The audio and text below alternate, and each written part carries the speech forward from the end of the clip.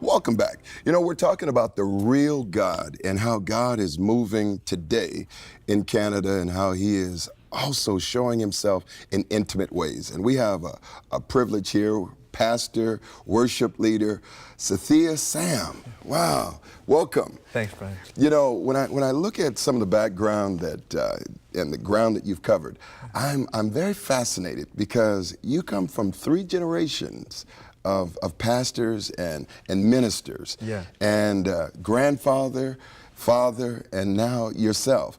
But it didn't necessarily start off you just running into the ministry. No, that's right. Yeah, I don't know if it ever does.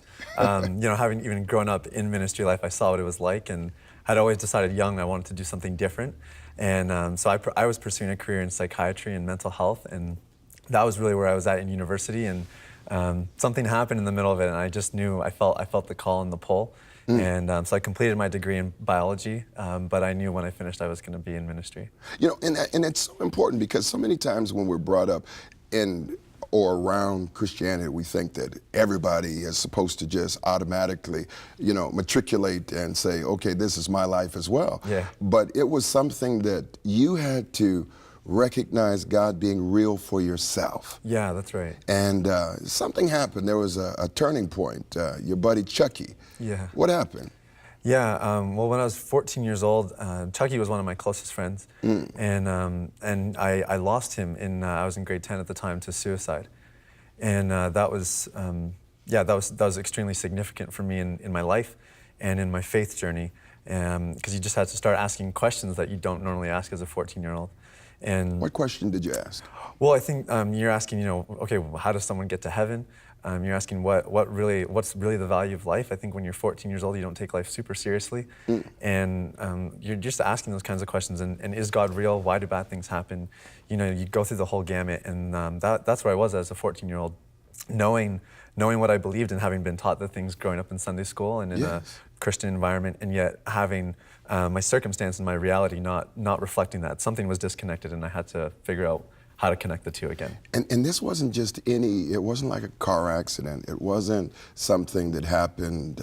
What happened to Chucky?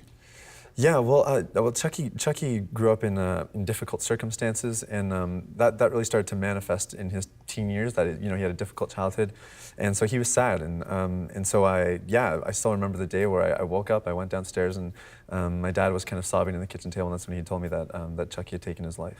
1 in 3 Canadians right now are struggling with depression, and I think this is one of those issues where we do have to ask: is God real? And what does it mean for us today? Yeah. I really admire your journey. You made some decisions, and you had a conviction at that time. What was that? Okay, so I didn't really know you don't know what to do. There's no manual on how to handle a situation like that. But I read a pamphlet at my school, and one of the things it said is you can pray that God would make something good come out of the situation. And when I read that, something in my spirit just rose, and that was something I could sink my teeth into, because it was life-giving. It gave hope for the situation. It was something I could hold on to despite everything I was feeling and processing.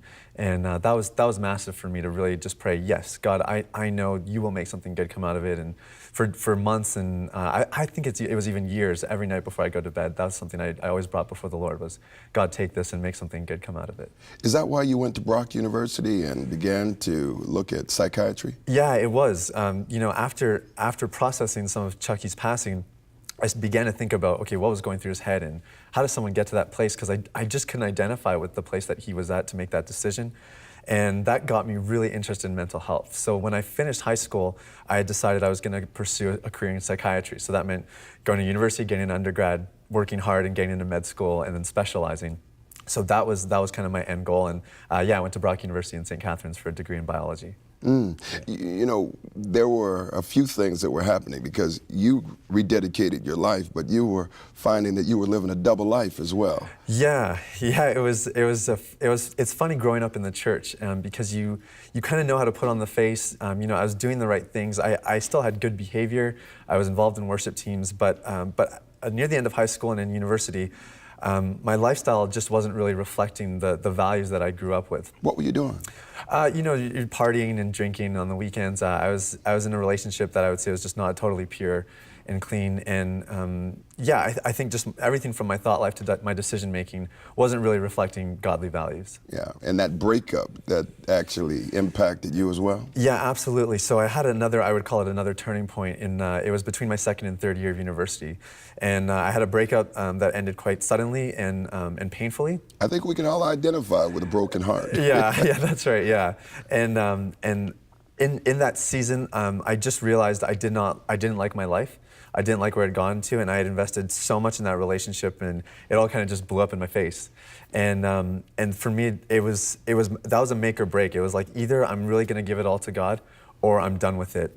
And I decided to give him a chance, and he met me. How did he meet you? So multiple ways. So one was I decided I was going to start worshiping. That was one of the ways I kind of processed my pain was worship, and even just writing songs. It was a great way to get things out. But actually, in my third year of university, the breakup happened in the summer of my second year, but in my third year of university, I took a course on evolution. And it was actually by choice. I wasn't forced to, but it was by choice. A couple of our friends were. And that was where my beliefs really got sent to the grinder. And I had to decide, like, what do I actually believe and why do I believe it? Because everything that I had known up to that point was being questioned and ultimately mocked in that environment. And what did you discover out of that? Well, I realized that, in a science environment, if they can give you a theory and they can show you supporting evidence, then that stands as truth, right, until otherwise. And I realized that for me, I had all these theories about my faith, but I had no evidence. I had nothing to show for it. And I was so unsatisfied with that. And I began praying, God, show me that you're real. Show me that you're real. And, throughout that semester, I didn't find all the answers. But what I did realize was actually faith it's not a matter of the head. It's not intellect. It's not about being able to reason on that level. It first starts in the heart. And I realized that despite all the cases against my belief system, I still believed in God. It was way deeper. It was way more personal. And nothing could shake that, not even the strongest evolutionary environments that I was in. Wow, that's powerful. Out of that, you developed a CD project, Deeper. Yes. And tell us about this, because it reminds me of the Newsboys. God's not dead, but he's roaring like a lion. Yeah, and I could see it in you. Yeah, come on, that's an honor. Well, I naturally, when I started to really get more involved in my faith life and start to take God seriously, I naturally started to write songs. Yeah. And worship was always part of my life anyway, but then worship leading was really exciting. And so these songs just came out of that place, out of my journey, wrestling with God and finding God, and then giving my life to God and saying, I'm all in, and here's my life. And so that's what the CD came out of.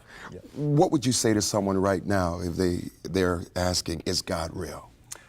Yeah, I mean, I would say keep asking it. I think you have to be really diligent about it, and he's not always going to answer it the way you expect it to. In fact, usually he doesn't, and that's kind of the beauty of it. But if you can ask it with an open mind and embrace the process, you will find something that you can hold on to for eternity. Amen. Yeah. Well, you are truly a symbol, but also just a wonderful example of how God can turn a life around and just cause him to become a lion for him. Yeah. Thank you. Thanks so much, Brian. What a blessing. You might be asking the same question right now, is God real? That's why we're here, 1-855-759-0700. Those lines are open even after we're off the air. And you've got to know also that as you ask those questions, it doesn't mean something's wrong with you. It just means that God allows you to ask the question, because on the other side of that is an amazing life. Well, we've enjoyed being with you, and you can get this CD wherever, at bookstores, but right across Canada. But until next time, keep praying and keep believing, because God won't let go of you. Don't let go of him. God bless.